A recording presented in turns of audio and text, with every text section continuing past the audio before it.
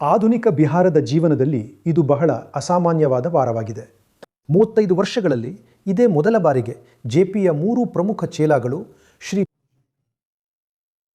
ಪಾಸ್ವಾನ್, ಶರದ್ ಪ್ರಸಾದ್ ಯಾದವ್ ಮತ್ತು ನಿತೀಶ್ ಕುಮಾರ್ ಅವರು ಬಿಹಾರದ ಸಕ್ರಿಯ ರಾಜಕೀಯದಿಂದ ಹೊರಗಿದ್ದಾರೆ. ಖಂಡಿತ ಲಾಲು, ರಾಬ್ರಿ ಅಂದರೆ ಲಾಲು ಅವರ ಭಾಗವೇ ಆಗಿರುವ ರಾಬ್ರಿ ಮತ್ತು ನಿತೀಶ್ ಕುಮಾರ್ ಸೇರಿ 35 ವರ್ಷಗಳ ಕಾಲ ರಾಜ್ಯವನ್ನು ಆಳಿದರು ಎಂಬುದು ನಿಜ. ಹಾಗಾದರೆ ಈಗ ಶ್ರೀ ಅವರ ನಿರ್ಗಮನದಿಂದ ಏನಾಗುತ್ತದೆ ಎಂದು ನೋಡೋಣ. ನಿತೀಶ್ ಕುಮಾರ್ ರಾಜ್ಯಸಭೆಗೆ ಮತ್ತು ಹೆಚ್ಚೆಂದರೆ ಅವರ ಮದನ ಬಿಹಾರ ವಿಧಾನಸಭೆ ಅಥವಾ ವಿಧಾನ ಪರಿಷತ್ತಿಗೆ ಪ್ರವೇಶ. ಏನಾಗಲಿದೆ? ಹಾಗಾದರೆ ರಾವ್ ಸರ್, ನೀವು ಹೇಳಿದಂತೆ ಖಂಡಿತವಾಗಿಯೂ 35 ವರ್ಷಗಳ ಕಾಲ ಬಿಹಾರದ ಅಧಿಕಾರದ ಚುಕ್ಕಾಣಿ ಮೊದಲು ಲಾಲು ಯಾದವ್, ರಾಬ್ರಿ ದೇವಿ ಮತ್ತು ಸುಮಾರು 20 ವರ್ಷಗಳಿಗಿಂತ ಹೆಚ್ಚು ಕಾಲದಿಂದ ನಿತೀಶ್ ಕುಮಾರ್ ಅವರ ಬಳಿ ಇತ್ತು. ಹಾಗಾಗಿ ನಿತೀಶ್ ಕುಮಾರ್ ಈಗ ಬಿಜೆಪಿಯ ಒತ್ತಡದಲ್ಲಿ ರಾಜ್ಯಸಭೆಗೆ ಹೋಗುತ್ತಿದ್ದಾರೆ, ಅಂದರೆ ಅವರನ್ನು ಕಳುಹಿಸಲಾಗುತ್ತಿದೆ. ನೀವು ಮುಖ್ಯಮಂತ್ರಿ ಹುದ್ದೆಯಿಂದ ರಾಜೀನಾಮೆ ನೀಡಬೇಕು ಎಂದು ಅವರಿಗೆ ಹೇಳಲಾಯಿತು ಮತ್ತು ಅದಕ್ಕಾಗಿ ಒಂದು ಎಕ್ಸಿಟ್ ಪ್ಲಾನ್ನ ಅಡಿಯಲ್ಲಿ ನಿತೀಶ್ ಕುಮಾರ್ ಮೊದಲು ರಾಜ್ಯಸಭೆಗೆ ತಮ್ಮ ನಾಮಪತ್ರವನ್ನು ಸಲ್ಲಿಸಿದರು. ನಿನ್ನೆ ಅವರು ಆಯ್ಕೆಯಾದರು ಮತ್ತು ಈಗ ಮುಂದಿನ 14 ದಿನಗಳ ಟೈಮ್ ಲೈನ್ನಲ್ಲಿ 14 ದಿನಗಳಲ್ಲಿ ಅವರು ಬಿಹಾರ ವಿಧಾನ ಪರಿಷತ್ತಿನ ಸದಸ್ಯರಾಗಿರುವುದಕ್ಕೆ ಮೊದಲು ರಾಜೀನಾಮೆ ನೀಡುತ್ತಾರೆ ಮತ್ತು ಏಪ್ರಿಲ್ 9ರ ಮೊದಲು ಅವರು ರಾಜ್ಯಸಭಾ ಸದಸ್ಯರಾಗಿ ಪ್ರಮಾಣ ವಚನ ಸ್ವೀಕರಿಸುವುದಿಲ್ಲವಾದ್ದರಿಂದ ಅವರು ಏಪ್ರಿಲ್ 7ರಿಂದ 9-10ರ ನಡುವೆ ಮುಖ್ಯಮಂತ್ರಿ ಹುದ್ದೆಗೆ ರಾಜೀನಾಮೆ ನೀಡುತ್ತಾರೆ ಮತ್ತು ಮುಂದಿನ ತಿಂಗಳು 4 ರಾಜ್ಯಗಳಲ್ಲಿ 5 ರಾಜ್ಯಗಳಲ್ಲಿ ಚುನಾವಣೆಗಳು ನಡೆಯಲಿವೆ.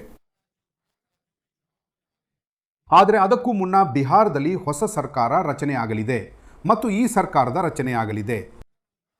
ಸ್ವಾತಂತ್ರ್ಯದ ನಂತರ ಇದೇ ಮೊದಲ ಬಾರಿಗೆ ಬಿಜೆಪಿಯ ಶಾಸಕರೊಬ್ಬರು ಅಥವಾ ಬಿಜೆಪಿಯ ನಾಯಕರೊಬ್ಬರು ಬಿಹಾರದ ಮುಖ್ಯಮಂತ್ರಿ ಕುರ್ಚಿಯ ಮೇಲೆ ಕೂರ್ತಾರೆ.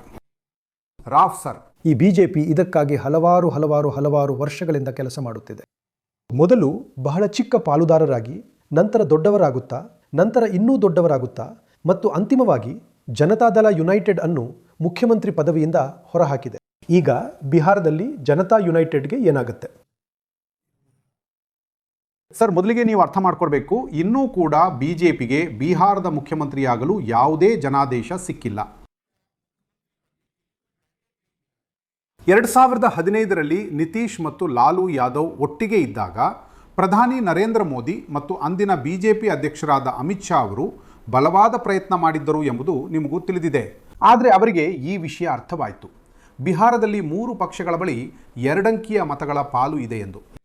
ಮತ್ತು ಈ 2 ಅಂಕಿಯ ಮತಗಳ ಪಾಲು ಇರುವ ಪಕ್ಷಗಳಲ್ಲಿ ಯಾವಾಗ ಯಾವುದೇ 2 ಪಕ್ಷಗಳು ಒಟ್ಟಿಗೆ ಬರುತ್ತವೆಯೋ ಆಗ 3ನೇದಕ್ಕೆ ಸೋಲಾಗುತ್ತದೆ. ಹೇಗೆ ನೀವು 2025ರಲ್ಲಿ ಕೂಡ ಆರ್ಜೆಡಿಯ ಹೀನಾಯ ಸೋಲನ್ನು ನೋಡಿದಿರಿ.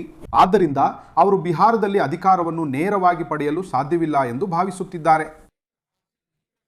ಇದಕ್ಕಾಗಿ ಅವರು ನಿತೀಶ್ ಕುಮಾರ್ ಅವರ ಜನತಾದಳ ಯುನೈಟೆಡ್ ಅನ್ನು ಜೊತೆಯಲ್ಲಿ ಇಟ್ಟುಕೊಳ್ಳಬೇಕಾಗುತ್ತದೆ. ಖಂಡಿತವಾಗಿಯೂ ಮುಂಬರುವ ದಿನಗಳಲ್ಲಿ ಇದು ಅವರ ಪ್ರಯತ್ನವಾಗಿರುತ್ತದೆ. ಮತ್ತು ಇಂದಿಗೂ ಇರುವ ಬಿಹಾರ ವಿಧಾನಸಭೆಯ ಅಂಕಿಅಂಶದ ಪ್ರಕಾರ ಅವರು ಏಕಾಂಗಿಯಾಗಿಯೂ ಸರ್ಕಾರ ರಚಿಸಬಹುದು ಎಂಬುದು ಅವರಿಗೆ ತಿಳಿದಿದೆ. ಚಿರಾಗ್ ಪಾಸ್ವಾನ್, ಉಪೇಂದ್ರ ಕುಶ್ವಾಹ ಮತ್ತು ಜೀತನ್ ರಾಮ್ ಮಾಂಜಿ ಅವರ ಜೊತೆ ಆದರೆ ಅವರ ಬಳಿ 117 ಸಂಖ್ಯೆ ಇದೆ. 122 ಬಹುಮತದ ಸಂಖ್ಯೆಯಾಗಿದೆ. ಆದರೆ ವಾಸ್ತವವಾಗಿ ಅವರ ಕಣ್ಣು ಕೇವಲ ಮುಖ್ಯಮಂತ್ರಿ ಕುರ್ಚಿ ಅಥವಾ ಮುಖ್ಯಮಂತ್ರಿ ಕಿರೀಟದ ಮೇಲೆ ಇಲ್ಲ. ನಿತೀಶ್ ಕುಮಾರ್ ಒಮ್ಮೆ ಮುಖ್ಯಮಂತ್ರಿ ಕುರ್ಚಿಯಿಂದ ಕೆಳಗಿಳಿದ ತಕ್ಷಣ ಜನತಾದಳ ಯುನೈಟೆಡ್ನ ಪತನ ಪ್ರಾರಂಭವಾಗುತ್ತದೆ ಎಂಬುದು ಅವರಿಗೆ ತಿಳಿದಿದೆ. ಅವರ ಮಗ ನಿಶಾಂತ್ ಕುಮಾರ್ ಅವರನ್ನು ರಾಜಕೀಯಕ್ಕೆ ಸೇರಿಸಿದ್ದರೂ ಸಹ ಹೊಸ ಮಂತ್ರಿಮಂಡಲ ರಚನೆಯಾದಾಗ ಅವರಿಗೆ ಉಪಮುಖ್ಯಮಂತ್ರಿ ಅಥವಾ ಬೇರೆ ಯಾವುದಾದರೂ ಹುದ್ದೆಯನ್ನು ನೀಡಬಹುದು. ಆದರೆ ಇದರ ಹೊರತಾಗಿಯೂ ಬಿಜೆಪಿಯ ನಿಜವಾದ ಕಣ್ಣು ಜನತಾದಳ ಯುನೈಟೆಡ್ನ ವೋಟ್ ಬ್ಯಾಂಕ್ ಮೇಲಿದೆ. ಆದರೆ ಈ ವೋಟ್ ಬ್ಯಾಂಕ್ ಅತಿ ಹಿಂದುಳಿದ, ಯಾದವೇತರ, ಹಿಂದುಳಿದ ಮತ್ತು ಮಹಾದಲಿತ, ಇದರಲ್ಲಿ ಪಾಸ್ವಾನ್ ಅಲ್ಲದ ದಲಿತ ಜಾತಿಗಳ ಗುಂಪು ಇದೆ. ನಿತೀಶ್ ಕುಮಾರ್ ಅವರು ಕೆಳಗಿಳಿದಾಗ ಜನರಲ್ಲಿ ಬಹಳಷ್ಟು ಒಂದು ರೀತಿಯ ಬೇಸರವಿದೆ ಎಂಬುದು ಅವರಿಗೆ ತಿಳಿದಿದೆ. ಜನರಲ್ಲಿ ಆಕ್ರೋಶವಿದೆ. ಹಾಗಾಗಿ ಅವರು ಯಾವುದೇ ಬ್ಯಾಕ್ಲ್ಯಾಶ್ ಅನ್ನು ಎದುರಿಸಲು ಬಯಸುವುದಿಲ್ಲ. ಆದ್ದರಿಂದ ಈ ಪರಿವರ್ತನೆಯು ಟ್ರಾನ್ಸಿಷನ್ ಸಾಧ್ಯವಾದಷ್ಟು ಸುಗಮವಾಗಿರಬೇಕು ಎಂದು ಅವರು ಪ್ರಯತ್ನಿಸುತ್ತಿದ್ದಾರೆ. ಮತ್ತು ರಾಜ್ಯಸಭೆಗೆ ಹೋಗುವ ನಿರ್ಧಾರವೇ ಆಗಿರಲಿ ಅಥವಾ ಮುಖ್ಯಮಂತ್ರಿ ಹುದ್ದೆಗೆ ರಾಜೀನಾಮೆ ನೀಡುವ ನಿರ್ಧಾರವೇ ಆಗಿರಲಿ, ಪ್ರತಿಯೊಂದು ನಿರ್ಧಾರವು ಮುಖ್ಯಮಂತ್ರಿ ನಿತೀಶ್ ಕುಮಾರ್ ಅವರದ್ದು ಅಥವಾ ನಿತೀಶ್ ಕುಮಾರ್ ಅವರ ಸ್ವಂತದ್ದು ಎಂದು ತೋರಿಸಲು ಪ್ರಯತ್ನಿಸುತ್ತಾರೆ. ಆದರೆ ಎಲ್ಲರಿಗೂ ತಿಳಿದಿದೆ, ಇದರ ನಂತರ ಜನತಾದಳ ಯುನೈಟೆಡ್ನ ಬಿಹಾರದ ರಾಜಕೀಯದಲ್ಲಿ ಅವರ ಅಧ್ಯಾಯವು ಮುಗಿದಿದೆ ಎಂದು ಒಂದು ರೀತಿಯಲ್ಲಿ ಹೇಳಬಹುದು. ಅವರ ಮಗ ನಿಶಾಂತ್ ಕುಮಾರ್ ಬಂದರೂ ಎಲ್ಲರಿಗೂ ತಿಳಿದಿದೆ ನಿತೀಶ್ ಕುಮಾರ್ ಅವರಲ್ಲಿರುವ ವಿಶೇಷತೆ ಲಾಲು ಯಾದವ್ ಅವರಲ್ಲಿದ್ದ ವಿಶೇಷತೆ ತೇಜಸ್ವಿಯಲ್ಲಿಲ್ಲ ಎಂಬುದು. ರಾಮ್ ವಿಲಾಸ್ ಪಾಸ್ವಾನ್ ಅವರಲ್ಲಿದ್ದ ವಿಚಾರಗಳನ್ನು ಚಿರಾಗ್ ಪಾಸ್ವಾನ್ ಇಷ್ಟಪಡ್ತಾರೆ. ಹಾಗೆ ನಿಶಾಂತ್ ನಿತೀಶ್ ಅವರ ಮುಂದೆ ಎಲ್ಲೂ ನಿಲ್ಲುವುದಿಲ್ಲ. ಹಾಗಾಗಿ ಎಲ್ಲೋ ಒಂದು ಕಡೆ ಮುಂಬರುವ ದಿನಗಳಲ್ಲಿ ನಿತೀಶ್ ಅವರ ಕೋರ್ ವೋಟರ್ ನಿಶಾಂತ್ ಅವರೊಂದಿಗೆ ಸೇರಿಕೊಂಡರು ಅಥವಾ ಮುಂದುವರೆದರೂ ಸಹ. ಆದರೆ ಅವರಿಗೂ ತಿಳಿದಿದೆ, ಬಿಜೆಪಿಗೂ ತಿಳಿದಿದೆ, ಕನಿಷ್ಠ ಕೆಲವು ವರ್ಷಗಳ ಕಾಲ ಅವರು ಜೆಡಿಯು ಜೊತೆ ಇರಬೇಕಾಗುತ್ತದೆ ಮತ್ತು ಅವರ ದೃಷ್ಟಿ ಆ ಜಾತಿಗಳನ್ನು ತಮ್ಮ ತೆಕ್ಕೆಗೆ ತೆಗೆದುಕೊಳ್ಳುವ, ಅವರನ್ನು ತಮ್ಮ ಕಡೆಗೆ ಸೇರಿಸಿಕೊಳ್ಳುವ ಪ್ರಯತ್ನವಾಗಿರುತ್ತದೆ. ಮತ್ತು ಇದಕ್ಕಾಗಿಯೇ ನಾನು ನಿಮಗೆ ಹೇಳುತ್ತಿದ್ದೇನೆ, ಅವರು ನಿತೀಶ್ ಅವರನ್ನು ಹೊರತುಪಡಿಸಿ ಸರ್ಕಾರ ರಚಿಸುತ್ತಿಲ್ಲ, ನಿತೀಶ್ ಅವರನ್ನು ಜೊತೆಯಲ್ಲಿಟ್ಟುಕೊಂಡು ಸರ್ಕಾರ ರಚಿಸುತ್ತಿದ್ದಾರೆ. ಮತ್ತು ಪ್ರತಿ ಬಾರಿಯೂ ಅವರು ಒತ್ತಡದಲ್ಲಿ ನಿರ್ಧಾರ ತೆಗೆದುಕೊಳ್ಳುತ್ತಿಲ್ಲ, ಬದಲಿಗೆ ಅದು ಅವರ ಸ್ವಂತ ಇಚ್ಛೆಯ, ಅಂದರೆ ಅವರ ಸ್ವಂತ ನಿರ್ಧಾರ ಎಂದು ತೋರಿಸಲು ಪ್ರಯತ್ನಿಸಲಾಗುತ್ತದೆ. ಇದು ಒಂದು ಆಟ. ಬಿಜೆಪಿ ದೀರ್ಘಾವಧಿಯಲ್ಲಿ ಗೆಲ್ಲಲು ಬಯಸುತ್ತದೆ ಎಂಬುದನ್ನು ನೋಡಬೇಕಾಗಿದೆ. ಆದರೆ ಆ ಸಮಯದಲ್ಲಿ ಜೆಡಿಯುಗೆ ಬಹಳ ಕಡಿಮೆ ಶಕ್ತಿ ಇರ್ತದೆ.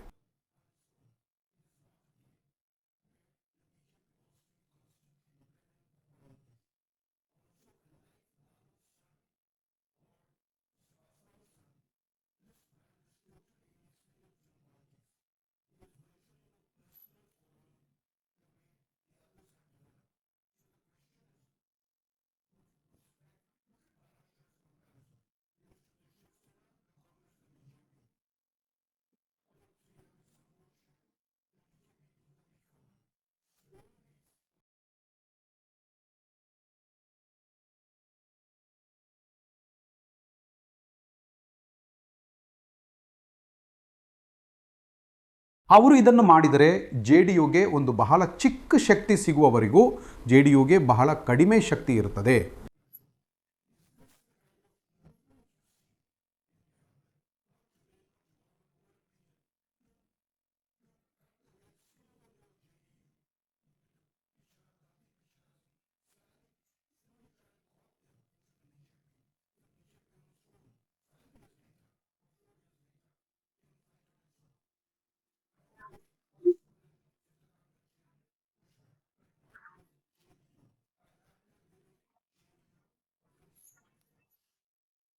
ದೇವರಾವ್, ನೀವು ಹೇಳ್ತಿರೋದು ಸರಿಯಾದ ಮಾತು.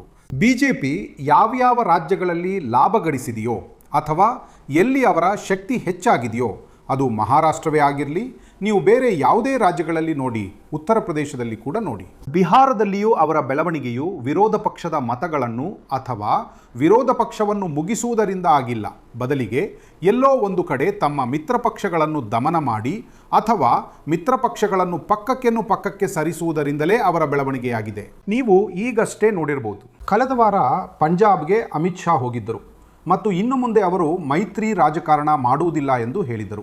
ಅಂದರೆ ಅಕಾಲಿ ದಳದ ಜೊತೆ ಅವರ ಹೊಂದಾಣಿಕೆ ಇರುವುದಿಲ್ಲ.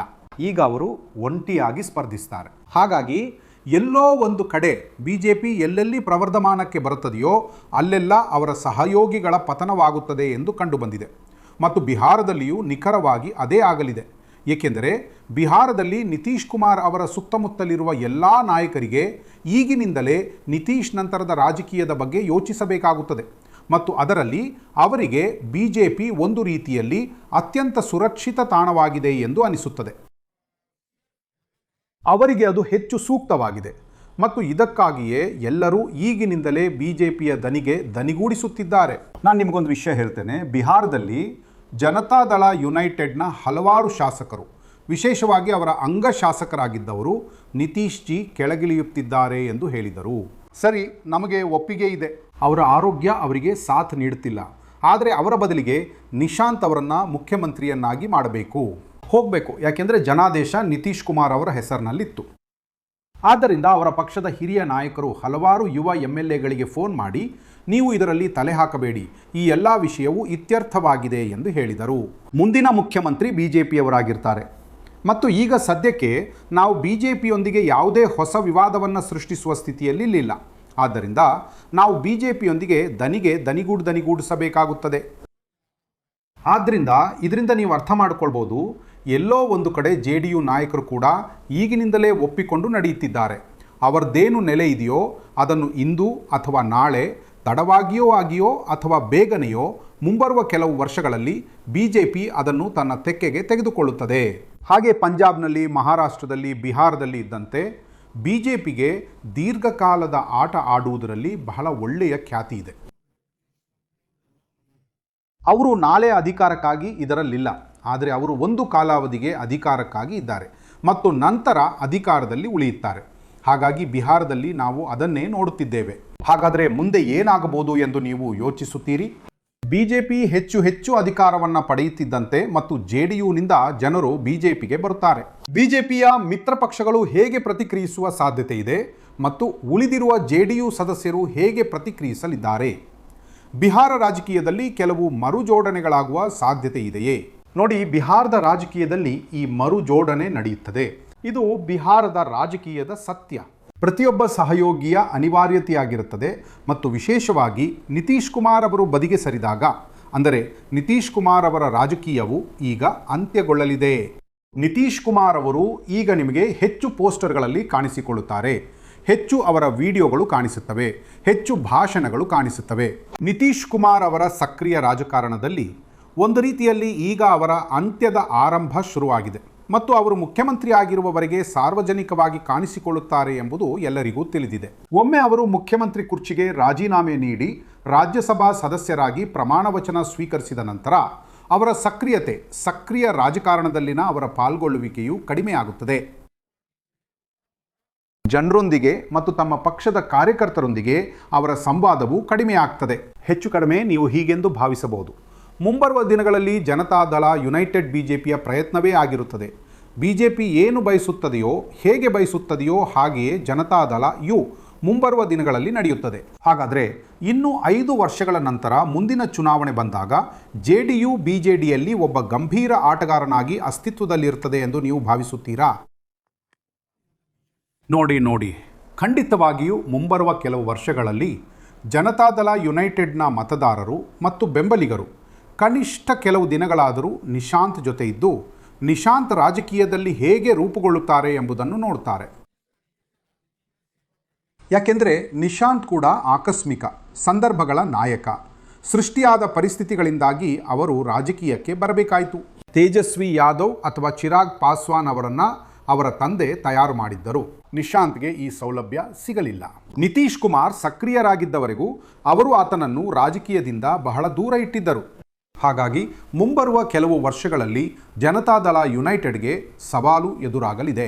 ಆದರೆ ಬಿಜೆಪಿ ಯಾವ ರೀತಿ ಆಕ್ರಮಣಕಾರಿ ರಾಜಕೀಯ ಮಾಡುತ್ತದೆಯೋ ಅಂತಹ ಪರಿಸ್ಥಿತಿಯಲ್ಲಿ JDUಗೆ ಉಳಿದುಕೊಳ್ಳುವುದು ಬಹಳ ಕಷ್ಟವಾಗುತ್ತದೆ.